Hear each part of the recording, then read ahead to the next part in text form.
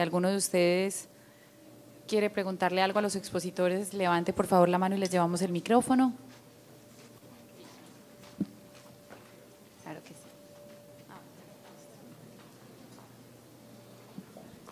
Hola, yo tenía una pregunta en relación a los indicadores de calidad, tanto al doctor Benito como vuestra opinión.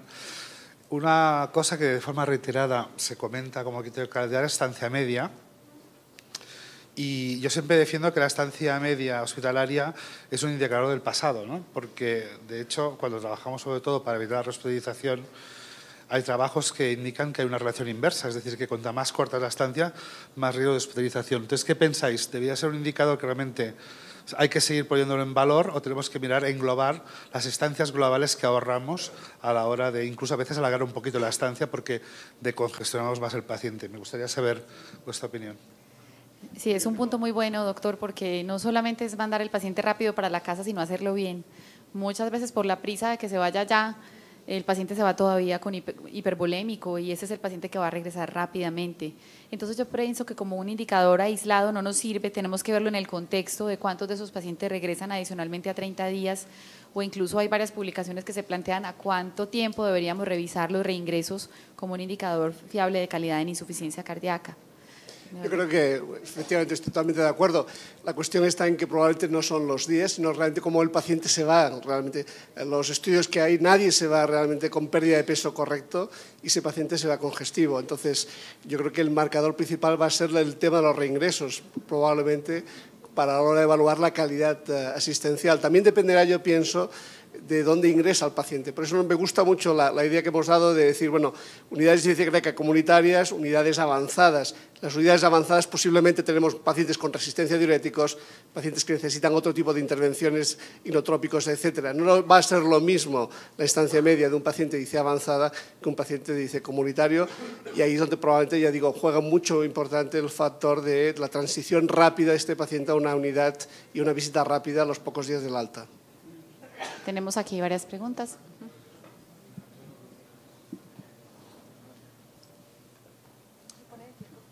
Sí. Siguiendo con la misma línea del tema de rehospitalización, quisiera saber qué tanto porcentaje están usando ultrasonido pulmonar, ya saliendo un poco del BNP y que hay unos estudios interesantes que demuestran que es una medida más objetiva para evaluar qué cantidad de congestión el paciente lleva, con 2 protocolos diferentes de evaluación. Sí. Es un campo fascinante, nosotros no lo estamos haciendo en este momento, pero definitivamente tenemos muchos especialistas en medicina de urgencias en los servicios de la ciudad que están capacitándose en EcoFast y en otro tipo de técnicas y yo pienso que este es un campo muy importante también que nos puede ayudar a identificar ese paciente que realmente sus síntomas son por insuficiencia cardíaca o para hacer el diagnóstico diferencial. Quiero escuchar también la opinión de los doctores que se hace en España y Lucho va… No, es que se lo quiero preguntar al doctor Comín Colet y al doctor Manito, antes porque alguna vez lo dije en el Dynamic pasado y no se puede hacer. Bueno, hacer estas técnicas que no son aplicables a gran parte de la comunidad es difícil. Pero, por ejemplo, yo siempre pienso que tienes que tener algo más objetivo que la congestión. ¿Cómo mides congestión si no es de esta forma, que es mucho más difícil de hacer? Y yo pienso que los péptidos natriuréticos nos pueden ayudar al alta, que siempre hemos creído que son difíciles de hacer, pero yo creo que cada vez más avanzar a eso, nosotros lo utilizamos en nuestro protocolo y lo mostró María Juliana, BNP al alta. ¿Ustedes qué piensan de algo que podría ser más aplicable como un BNP al alta para estos pacientes? A ver, yo tomando un poco la pregunta anterior sobre el eco pulmonar y sobre cómo medir la congestión o la decongestión, que es un reto súper complicado. Primero diría que mi experiencia personal, yo utilizo un eco de estos de mano, un Scan, cuando evalúo generalmente pacientes que están ingresados en áreas no especializadas, con la idea de detectar el 100% de pacientes intrahospitalarios, por ejemplo, pacientes en unidades subagudos, unidad de corta estancia de urgencias o la unidad de geriatría. Y allí es un sitio donde son enfermos muy ancianos, donde la semiología a veces no es tan clara como el enfermo puro, 50 años, disfunción ventricular severa, sin comorbilidad. Eso no es lo que yo veo habitualmente. Y el BNP puede ser útil en la evaluación prealta de cara a tener una noción individual de cuando me lo vuelva a encontrar qué decisiones haré, pero reconozco que el eco pulmonar a mí me está ayudando a tomar una decisión sobre si debo ya pasar al diurético vía oral o debo continuar, porque a veces pacientes que tienen piernas imposibles, cuellos imposibles y todos tienen crepitantes, todos, o sea, no hay ninguno que lo tenga, con lo cual vas y pones, es que tardas 0, nada, o sea, pones, yo no, ni tan solo hago el protocolo reglado, yo miro un poco a mi bola, 2 o 3 sitios y cuando empiezo a ver cometas digo, continúa. Es súper fácil de hacer, es súper fácil de hacer. Yo aprendí mirando vídeos en YouTube, lo digo así de claro, y yo creo que vale la pena invertir en V-scans o ecos portátiles porque sobre todo en poblaciones donde el diagnóstico diferencial de congestión es complicado, te ayuda a la decisión. El BNP yo creo que si no tienes uno de referencia, quizá lo situaría más en el plano del prealta. No sé si alguien quiere... Bueno, quizás yo voy a hablar del tema de BNP y el tipo de BNP. Voy a recordar que se acaba de presentar la conferencia de consenso de péptidos natriuréticos que ha liderado el doctor Pascual y también la Sociedad Bioquímica, y efectivamente ponen como valoración del paciente cuando ingresa en el hospital, se recomendaría hacer una determinación de NT por BNP. Se consideraría, por ejemplo, que el paciente que tiene NT por BNP, voy a decir NT por BNP porque efectivamente a partir de que tengamos entresto el BNP ya no va a servir, efectivamente porque no es un target de la neprinesina. Por lo tanto, hablando de NT por BNP, se consideraría de entrada que un paciente que tiene más de 5.000 de NT por BNP es un factor de riesgo y por lo tanto tendría que ingresarse ese paciente. Y la otra sería, ¿cuál sería la reducción para decir que ese paciente realmente se ha descongestionado bien, se ha tratado bien? Sería un 30%. Por lo tanto, sí que nos ayuda en el NT-proBNP a saber cuál es el paciente que realmente ha tenido una buena respuesta. Después se consideraría también en el pronóstico, pues evidentemente si tiene más de 1.000, y recomiendo el consenso también porque marca la posibilidad de que tengamos realmente un valor predictivo positivo con el uso del NT-proBNP, porque ya sabéis que actualmente es para descartar el valor predictivo negativo, pero realmente ellos también marcan a partir de los estudios un valor de predictivo positivo de NT-proBNP para confirmar el diagnóstico de insuficiencia cardíaca. Por lo tanto, efectivamente el NT-proBNP yo creo que puede ayudar junto con el ECO, pero para mí el NT-proBNP actualmente es la gold estándar en este momento para valorar pacientes. Tenemos una pregunta aquí adelante. Una pregunta para el doctor Manito. ¿Los estándares de calidad no se verían modificados por el incremento en la solicitud de ecocardiograma? No tendría por qué, porque precisamente el ecocardiograma en estos momentos es la confirmación. En las guías lo ha dejado claro. El NT-proBNP lo que sirve es para descartar que no tiene insuficiencia cardíaca, pero la vía de confirmación es el ecocardiograma. La otra pregunta sería, una vez hecho el ecocardiograma, ¿cada cuánto se tiene que hacer un ecocardiograma para ver la evolución de los pacientes? Yo siempre recomiendo las guías más clínicas que hay en estos momentos son las guías canadienses. Las guías canadienses recomiendan, por ejemplo, que en pacientes sí que se tendría que hacer un eco de control para ver si el impacto de la medicación tiene un impacto sobre todo sobre el remodelado ventricular. Es importante el mensaje de decir, mucha gente está corriendo para poner un DAI. No, hay que esperar realmente a ver el efecto sobre el remodelado ventricular de la medicación bien establecida de la insuficiencia cardíaca, porque hay pacientes que remodelan bien, que tienen una mejora de fracción de eyección, mejora de la reducción de diámetros ventriculares, entonces probablemente el eco es la única forma de poder medir esa mejoría del remodelado ventricular. Un punto débil que tiene Entresto en estos momentos es que no tiene estudios de remodelado ventricular. Y probablemente, y un tema que a mí me apasiona, es que a las guías han puesto recomendación 1A al tratamiento de arritmias ventriculares malignas, a los que están tomando o tomarán conjuntamente Entresto, betabloqueantes y antagonistas receptor mineralocorticoide, porque hay que recordar que los IECAs no han reducido la muerte súbita, han reducido la progresión de la insuficiencia cardíaca. Por lo tanto, también vuelvo a decir que cuando tengamos un paciente con Entresto, betabloqueantes y antagonistas receptor mineralocorticoide, habrá que esperar a ver la evolución de estos pacientes desde el punto de vista del remodelado ventricular antes de decidir implantar un DAI. Por lo tanto, creo que es un campo apasionante en estos momentos. Tenemos otra pregunta. Yo quiero preguntar a los panelistas con respecto a si en los indicadores valdría la pena tener en cuenta el porcentaje de utilización del hospital día. Me llama mucho la atención el porcentaje o la tasa de rehospitalización de la Fundación Cardiovascular de 5.7% a 30 días, o no sé si es a 60 o 90, pero es una tasa muy baja con respecto a la literatura. Seguramente es a 30 días. A 30. Y esto es importante porque estimula tener el espacio físico donde se garantice el seguimiento posalta, porque no se trata de hacer un plan de alta a un paciente temprana, sino vamos a poderlo seguir de manera ambulatoria. Recordemos que cuando nosotros decimos hospital día, muchas veces estamos sustituyendo la hospitalización. Entonces, valdría la pena tener en cuenta dentro de la... Sí, yo creo que tienes toda la razón, tiene todo el sustento para hacerlo. Nosotros, aunque tenemos experiencia en hospitalización día, no lo utilizamos. Esos números que vistes no los recolectamos nosotros tenemos nuestras estadísticas, pero como estábamos en el proceso de acreditación del Centro de Excelencia ante la Joint Commission, son los indicadores de la biblioteca de calidad de la Joint y los hace como una auditoría externa, lo cual para nosotros es más sano que alguien evalúe externamente nuestros resultados. Pues estoy absolutamente de acuerdo contigo, pero no sé qué pensará el doctor Joseph y el doctor Manito. Utilizar hospitalización día como un medidor. Yo creo que cualquier alternativa a la hospitalización aguda convencional tiene ventajas, ¿no? Para empezar, no hace desinfección nosocomial, por ejemplo, ¿no?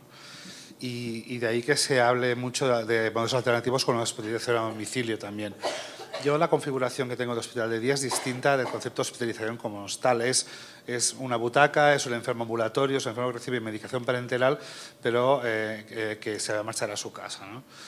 Y por lo tanto no creo que debiera contar como un indicador de fracaso, de hospitalización, sino al contrario, de evitación.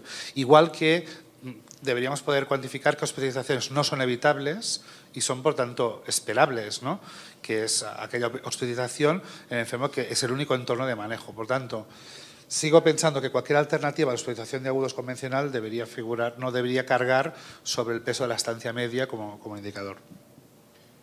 En la vía de acreditación de SEC Excelente se recomienda que tenga que ver un hospital de día en cualquier, digamos, periodo de seguimiento de este paciente. Hay un tema importante, yo pienso, que el hecho de que haya un hospital de día de insuficiencia cardíaca significa que se están aplicando, digamos, las pautas de tratamiento que actualmente están recomendadas. Si alguien tiene un hospital de día, está haciendo diuréticos endovenosos, está haciendo hierro endovenoso, está haciendo levosimendan endovenoso, por lo tanto yo creo que está cumpliendo criterios de calidad, evidentemente. La otra es, hay un estudio que hicimos de lo que impactaba los ingresos hospitalarios y en sí la insuficiencia cardíaca en los cuidadores y en los pacientes con insuficiencia cardíaca. Suponía digamos, un coste aproximado entre 12.000 y 14.000 euros por año por los ingresos hospitalarios para la familia y para el paciente. Con eso casi prácticamente se podrían pagar, si no un DAI casi prácticamente, o una resincronización. Pues eso significa que probablemente es un índice de calidad hospital de día porque eso acorta posiblemente los ingresos hospitalarios y eso es coste-beneficio. Por lo tanto, es un programa eficiente. Clarísimamente el hospital de día es hoy día básico en un programa de insuficiencia cardíaca, ya sea comunitario o sea de insuficiencia cardíaca avanzada.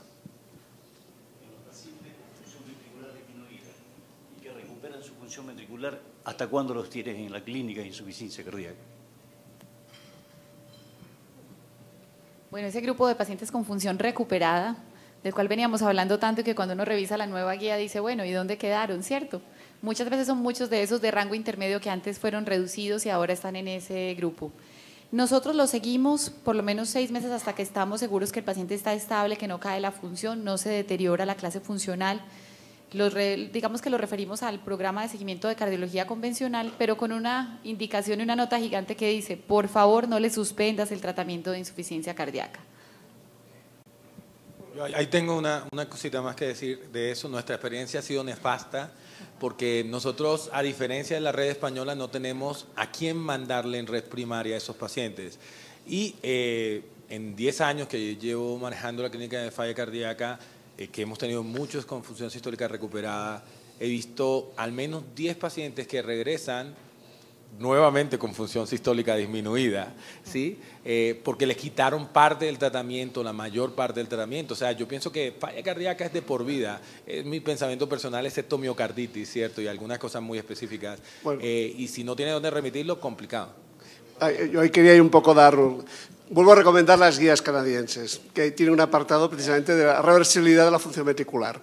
Entonces, yo creo que sí que se puede suspender el tratamiento siempre y cuando hay una anoxia, probablemente aguda, pero ojo, no solo la miocarditis, la taquimicroepatía, la, digamos, toxicidad por cardiotóxicos, el alcohol, Y puede ocurrir que a lo mejor hay micronepatías dilatadas que a lo mejor sí que efectivamente han recuperado totalmente y en algunos casos nosotros podemos planteárnoslo, pero sobre todo buscando las noxas. Yo, por lo tanto, creo que hay que centrar y decir, bueno, sí que efectivamente son pacientes de que tienen que hacer un control de por vida, pero a lo mejor en algunos pacientes hay que hacer una intención de tratar de reducir. Lo que nunca se debe hacer además es reducir bruscamente el tratamiento farmacológico. Y el paciente que si le hace una reducción del tratamiento farmacológico hay que hacer un SECOS de control, no es decir, lo dejo de alta y lo dejamos perdido en el seguimiento, ¿no? De acuerdo, estoy absolutamente de acuerdo con eso. Hay unos pacientes que van a recuperar. Desafortunadamente el 90% de las causas son isquémicas, o en nuestro caso chagásicas, esas, qué difícil es. Y yo, por ejemplo, si no lo seguiría, y esto si no está basado en ninguna guía, por lo menos lo seguiría con un péptido, ¿cierto? De alguna manera seguiría ese tipo de pacientes, pero es, en nuestro medio, y es que es muy complicado porque no tenemos el sistema de atención primaria que tiene España, a veces es difícil, estos pacientes se pierden, y nuestras experiencias con estos pacientes es mala, pero también tengo seguro de que no nos podemos cargar toda la vida de esos pacientes, simplemente no sabemos dónde mandarlos. Donde se puede hacer ese seguimiento cuidadoso. Si no lo puedes hacer, mejor déjale la medicación. Es complejo.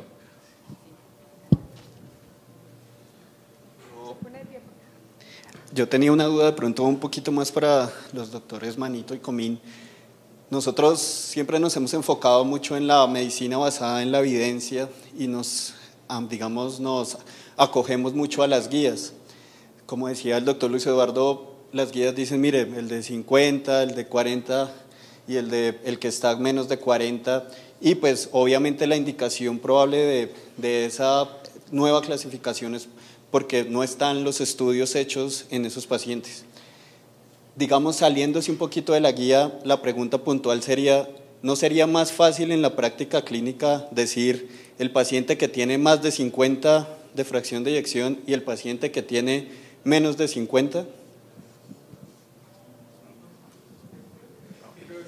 A ver, no, si lo han puesto es precisamente porque dicen, es the grey zone, ¿no? Dicen la zona gris, porque probablemente, como decía anteriormente, ha habido estudios de función sistólica que han incluido pacientes por debajo de 45 y estudios de fracción preservada que han incluido pacientes por encima de 45, es decir, que 45 probablemente a lo mejor era el punto intermedio. Lo que pasa es que yo creo que ellos están detrás de que haya estudios y se genere, digamos, evidencia científica. Como no la hay, la única forma era crear, decir a la comunidad científica, mire, hay este grupo de pacientes en los cuales no hay evidencia, empiecen a trabajar. Y ya que han empezado a trabajar, en España, por ejemplo, en Cataluña ahora mismo, vamos a hacer un estudio en base a los registros de incidencia cardíaca en este perfil de pacientes, entre 40 y 50. Ya hay uno publicado y lo que están haciendo es precisamente buscar a ver si esos pacientes tienen igual pronóstico, si el tratamiento se va a hacer o no. Y luego también hay un problema, muchos de estos pacientes son fracción de eyección recuperada. No es que debuten solamente así, sino que probablemente que se hace con estos pacientes. Yo creo que habrá que esperar un poco a las publicaciones que hayan en esta línea, y la otra será, evidentemente, cuando hay algún trial enfocado en estos pacientes. Y esto quizás es lo que tenemos que esperar. Hay un estudio parecido al TOPCAT que está haciéndose en estos momentos en Alemania, probablemente con el uso de otra vez de espironolactona, este perfil de pacientes, y yo creo que vamos a esperar los resultados. Yo creo que el TOPCAT, lamentablemente, como decía Eduardo Luis, es decir, fue un problema de mala inclusión de pacientes, porque si no ahora mismo estaríamos diciendo que espironolactona es un fármaco ideal para los pacientes con fracción de eyección preservada. En relación a lo que comentas de este fragmento de pacientes intermedio, yo creo que en el fondo las guías, si tú te las miras bien, es un registro notarial de lo que han sido los ensayos, ¿no? Y hay cosas, por ejemplo, si tú miras el algoritmo y te pone GFREF, lo define como 40, y si tú hurgas un poquito en los estudios de betabloqueantes, dime tú cuántos realmente incluyen enfermos entre 35 y 40. Pues casi ninguno. Y en cambio, estamos poniendo betabloqueantes en fracción de 38%, ¿no? Y si tú miras realmente, verás que es así. Es decir, que esa visión restrictiva que vemos en algunos nuevos fármacos, por ejemplo, el caso de ubicar el entresto a un nivel de tercer nivel, el exigir que tenga dosis previas determinadas de IECAS, contrastan con una cierta laxitud de cara a interpretar otros tipos de indicaciones. Por ese motivo, yo creo que las cosas tienen que ser muy relativas. Un paciente, nuestra práctica diaria, los los nuestros lo saben, nosotros a todos les ponemos lo mismo, porque en el fondo alguna excusa encuentras para poner un beta bloqueante, porque hay una FA, porque es un isquémico y porque la fracción del 43 de tu ecografista de hoy a lo mejor es que realmente es de 38 el día anterior, ¿no? Por lo tanto, yo creo que el mensaje pragmático sería sentido común y evidentemente hacer espacios para generar evidencia es fundamental, pero tampoco nos pongamos súper papistas, porque en el fondo cuando miramos con lupa ciertos estudios a lo mejor no son tan congruentes como creemos, para provocar un poco.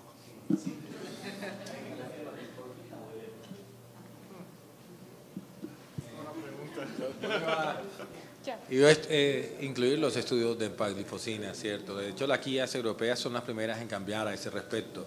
Las demás guías, las guías de diabetes de la Sociedad Europea, las guías de la Sociedad Americana de Cardiología, siguen colocando la metformina como droga de primera línea, pero la buena noticia es que vienen al menos 3 ensayos clínicos con empaglifosina, que nos van a contestar esa respuesta porque el endpoint fue muy específico en insuficiencia cardíaca y exactamente, entonces vamos a contestar esa pregunta en los próximos años, pero es absolutamente interesante. No lo incluí porque me mata Clarita, me sacó a los 19. Bueno, Lucho, no soy tan mala. No, pero la metformina sigue siendo una medicación muy segura en los pacientes con insuficiencia cardíaca y la seguiremos utilizando.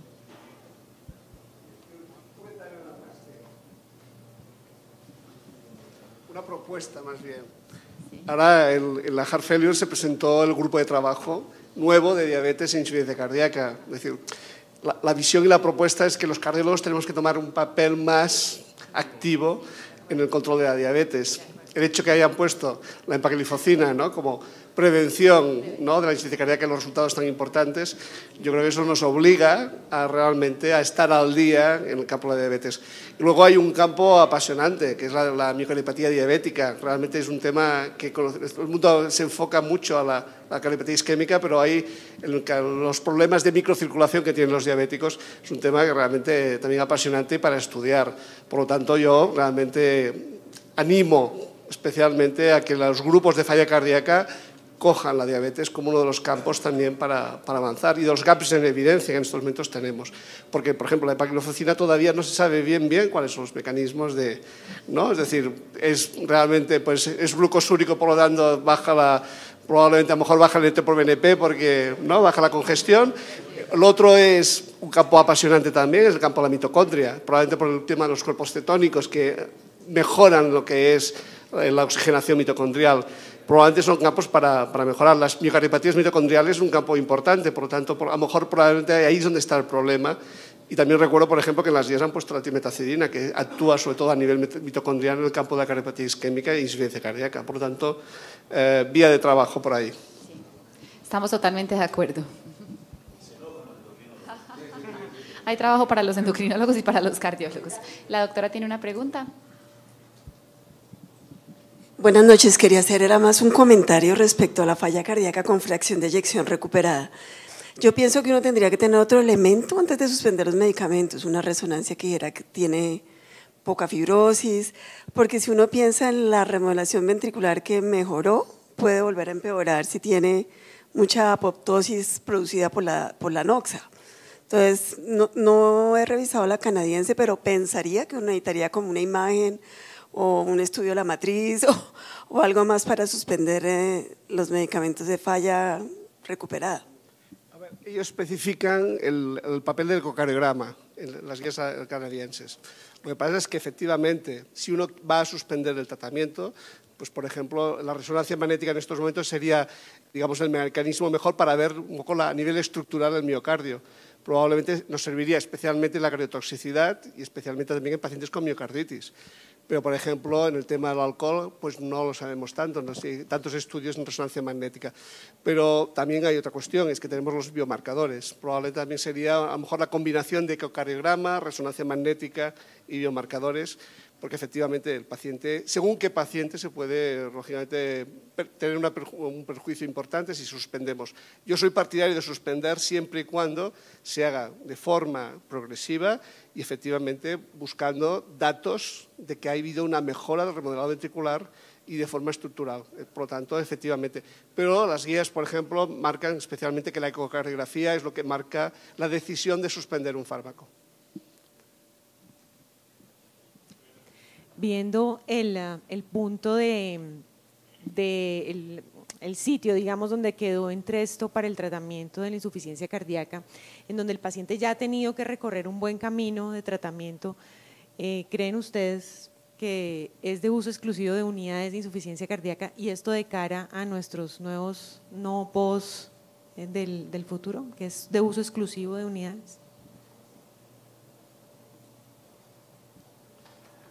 Yo particularmente creo que, y acabo de ser abogado del diablo, que no, ¿cierto? Porque desafortunadamente un porcentaje pequeño de los pacientes llegan a nuestras clínicas de insuficiencia cardíaca y estamos hablando de una droga con un potencial superior que el inhibidor de enzima conversora angiotensina, fisiopatológicamente y ya demostrado en un estudio cabeza a cabeza. Sin embargo, vamos a tener que empezar a utilizar los centros de falla cardíaca primero y ver la experiencia.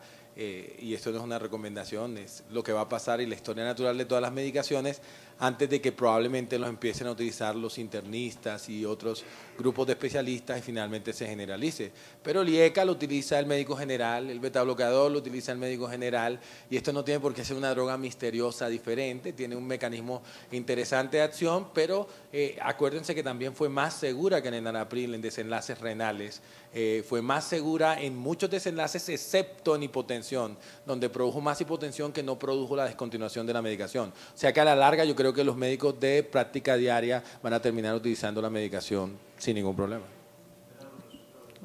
Yo creo que, digamos, es un problema de educación. Digamos que es función de todos nosotros, digamos que ser unos renovadores de esta información a lo largo y ancho del país y en cada uno de los centros donde cada uno de ustedes trabaje, porque verdaderamente si lo dejamos solo para unidades especializadas, centros de excelencia, especialistas clínicos en área cardiovascular, para no decir solo cardiólogos, verdaderamente el impacto poblacional que tendríamos con esta molécula sería muy bajo. Estaríamos hablando que si tomamos la charla de Efraín 2015 serían 6.000 pacientes a los cuales potencialmente pensaríamos en ponerles este medicamento y sería un número muy bajo.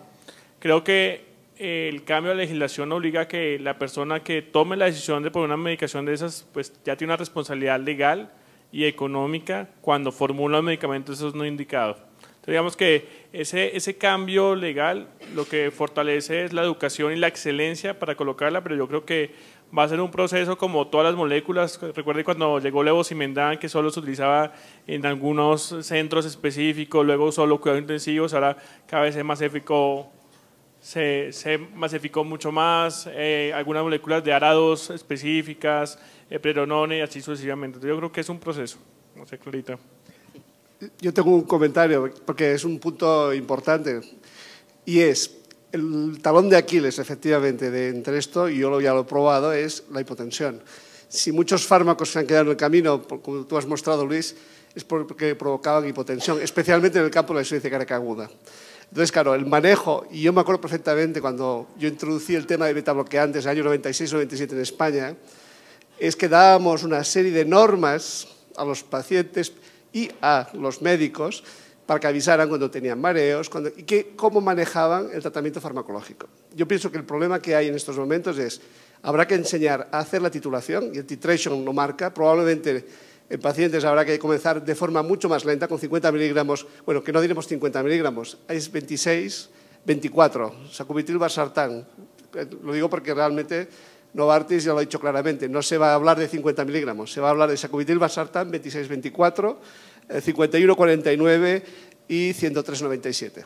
Lo digo porque lo del 100, 50, 100 y 200 no va a existir, por lo tanto hay que acostumbrarse a esta terminología.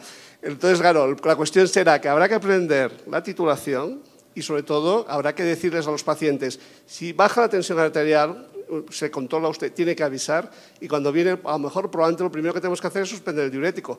Pero mi pregunta sería, a lo mejor lo que hay que hacer es cambiar también el betabloqueante y cambiar, a lo mejor, no dar tanto carvedilol y dar más bisoprolol, que es menos, digamos, vasodilatador. Es decir, que tenemos que aprender a manejarlo. Quizás por ese motivo se tienen que comenzar las unidades de falla cardíaca. Porque si lo hacemos de forma generalizada, ¿qué ocurrirá? Nos llegarán a las consultas y nos llegarán a las urgencias pacientes que estarán por el suelo y con problemas serios. Yo este mensaje creo que es importante, pero no hay que ser derrotista. Yo recuerdo en el año 93 que estaba haciendo un año de especialidad en Inglaterra y cuando empezábamos el carvedilol empezamos el captopril, ingresábamos al paciente. Lo ingresábamos y le poníamos un monitor de presión y le dábamos 25 miligramos y casi te quedabas mirando a ver qué pasa, ¿no? Sigue respirando, sí, ¿no? Entonces, se hizo el estudio. Pero no valía 150 euros. No. Ok, eso estoy de acuerdo. Segunda experiencia, el bisoprolol, el estudio CIBIS, el primero que se hizo. Esto lo explica Lupón, ¿no? También ingresaban a enfermo para iniciar betabloqueante. O sea, yo creo que yo he estado en el Paradigm, he incluido pacientes en el Paradigm y he cogido experiencia en el fármaco. Y lo que quiero transmitir es que no difiere demasiado en utilizar un IECA, punto. Sí que es verdad que si tú miras las estadísticas, incluso en enfermos, a lo mejor que tú ves en la unidad de avanzada, que van más cursos de presión arterial, quizá tengas más sensibilidad para detectar esa presión arterial. Pero a la práctica, en el fondo, estás haciendo un fármaco que lo que hay que vigilar es tensión, función renal y potasio. Como toda la vida hemos hecho. O sea, la otra cosa es que si no queremos matar la molécula, a lo mejor debemos empezar en un entorno donde ya estemos habituados y seamos los que luego, de alguna manera, prediquemos, ¿no?, su utilización en todo ámbito, ¿no? Pero el mensaje que yo creo que hay que transmitir fundamentalmente es parecido a utilizar un IECA o un ARA2, pero con la particularidad de que no estamos habituados a utilizarlo con este nombre, ¿no? Y ya está. Porque si no, realmente... Sí, pero al final del día, tú puedes mirar el estudio Paradigm, ¿no? Pero yo me acuerdo cuando titulamos enfermos, luego mirábamos qué les había tocado y no tuvimos una experiencia de enfermo arrastrado y tal y cual. No es así, ¿no? Insisto que a lo mejor el escenario que tú ves en avanzado, un enfermo que es muchas veces intolerante al fármaco, pues no, pero el enfermo que te viene con, vamos a poner, ¿no?, 11 o 12 de presión arterial, es que aguanta eso perfectamente, ¿no? Yo lo que sí que cuestiono en el tema del posicionamiento del Entresto en las guías es que precisamente nos pone en una situación en que enfermos que sacarían mayor beneficio, si tú sigues las guías a pie de letra, no se lo darás. Y recuerdo que hay algún subestudio que se ha publicado o que se ha presentado en un congreso con sacubitril/valsartán, en la que a dosis medias o bajas en comparación al grupo enalapril y grupo sacubitril/valsartán sigue siendo también habiendo un beneficio y precisamente son los que intoleran dosis los que tienen mayor mortalidad, mayor reingreso, con lo cual a mí lo que me duele es que lo hayan ubicado en una exigencia que tenga que llevar una dosis previa de fármaco, que es el campeón que aguanta eso, generalmente no necesita demasiadas más virguerías. Y es lo que también quiero saber qué opináis de esto, ¿no? Si pensaréis en el uso a medias dosis o no. Sí, la otra cosa es que el concepto de llegarle temprano a la insuficiencia cardíaca es el que ya está muy malo, probablemente muy pocos beneficios tiene, ¿cierto? Y cuando uno ve que hay una población muy grande de pacientes clase 2 en ese estudio, uno dice, bueno, es que el mensaje es importante de que hay que empezar temprano a hacer todas las cosas que van a modificar el curso de la enfermedad. Yo, para cerrar el comentario de todos ustedes, sí pienso que tenemos una responsabilidad muy grande de educación, porque nada es más malo para una terapia que usarla mal, ¿cierto? Si la gente la usa mal, ahí se muere. Entonces tenemos un papel muy importante en educar, porque la insuficiencia cardíaca también le llega al internista, como le llega al cardiólogo que no solo hace insuficiencia cardíaca, entonces tenemos que educar a todas las personas respecto a cómo se hace y cuáles son los cuidados que hay que tener y cómo lo vigilas y todo lo demás.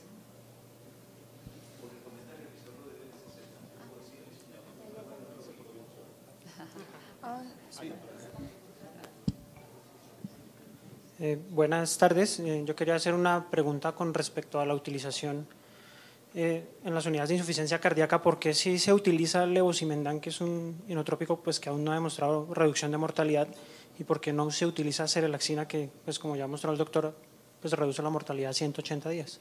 Sí, ojo, se relaciona, no está en guías. El RELAX 1 fue un muy buen estudio, pero el desenlace secundario era mortalidad.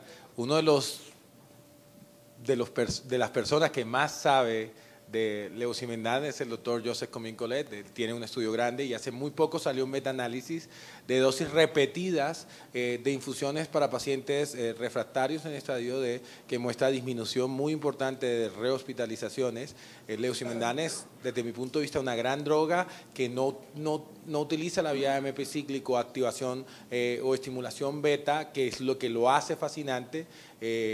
Yo sé que falló en el Survive y en el Revive, pero si uno analiza el subgrupo del Survive, y es el problema grande del Survive, es que mete pacientes en falla cardíaca aguda variopintos, de todos, desde el que se acaba de infartar, pero cuando analizas el paciente con insuficiencia cardíaca crónica descompensada agudamente, ¿sí?, que además tiene beta bloqueador, que esa es su gran ventaja, esos pacientes tienen inclusive en ese análisis post-hoc disminución de la mortalidad, en ese pequeño análisis. Entonces yo pienso que es una droga muy importante, pero también pienso que si RELAX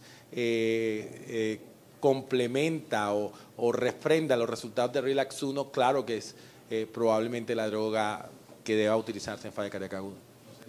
Yo quería añadir de esto del levosimendan que un enfoque es lo que haces en la IC aguda, ¿no?, y otra cosa es cuando tú haces un tratamiento inotrópico intermitente de soporte, ¿no? En fase aguda yo creo que la esperanza está puesta en la serralaxina, con razón pienso. También pienso que del levosimendan la lectura un poco fina del Survive y Revive nos dice que en efecto el problema básicamente es la hipotensión arterial que induce el bolus, y el que no, seguramente el no utilizar el bolo de levosimendan es un factor clave para no hacer hipotensión y problemas, ¿no?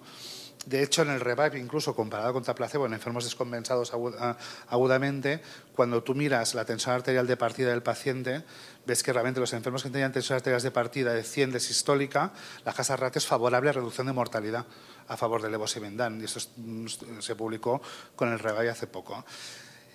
El otro campo es el uso inotrópico intermitente, y yo creo que aquí hay diversos enfoques, ¿no?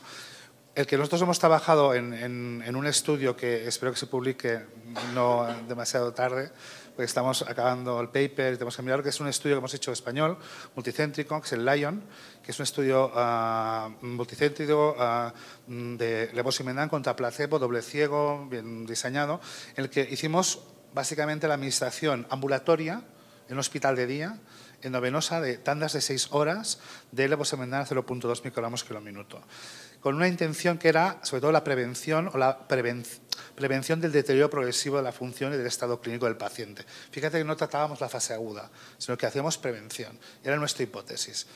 El caso es que en este estudio, que lo presentamos ya en Sevilla, en un Ley-Berkin Trial, y que esperemos publicar aquí poco, ¿qué demostramos? El objetivo primario era una prueba de concepto en que demostramos que claramente el PRO-BNP, el área bajo la curva de PRO-BNP, el grupo levo respecto a placebo era mucho menor. Pero es que vimos una reducción brutal de los reingresos en un estudio controlado con placebo, ¿eh? O sea, realmente era un trabajo que no era un estudio abierto de un centro, no, es un estudio multicéntrico. ¿Y qué nos dice? Que posiblemente la exposición crónica al levosimendan, posiblemente por sus acciones cardioprotectoras, tiene mucho que ver con el metabolismo mitocondrial, sea un factor que nos permita mantener en situación de estabilidad a pacientes que están en fases avanzadas. Y allí sí que yo le veo un rol al hospital de día, porque además en el estudio lo que demostramos fue una seguridad, o sea, eventos adversos, hipotensión que obligara a parar el fármaco, el enfermo ambulatorio, fue la misma. Efectos adversos, la tolerancia de hecho fue mayor en el grupo levosimendan que el placebo, es decir, el número de enfermos que llegaban a las tandas programadas era mayor en el grupo levosimendan, y esta reducción de hospitalización se acompañó con una atenuación de la caída de la calidad de vida. Por lo tanto, según qué escenario, pienso que el levosimendan en fase aguda hay un perfil de paciente que tú indicabas que yo creo que es beneficioso, y es un intermitente ambulatorio que considerar. Cuando publiquemos el LION lo podréis ver y podréis... Exacto, bueno, el LAICA es un uso intermitente no ambulatorio, porque son 24 horas de infusión en hospitalizados, y además el trigger de administración es la descompensación. Creo que es un escenario distinto, pero el uso repetido en LAICA, que es un estudio también multicéntrico español, ha demostrado reducción de mortalidad. ¿Quieres comentar algo en LAICA?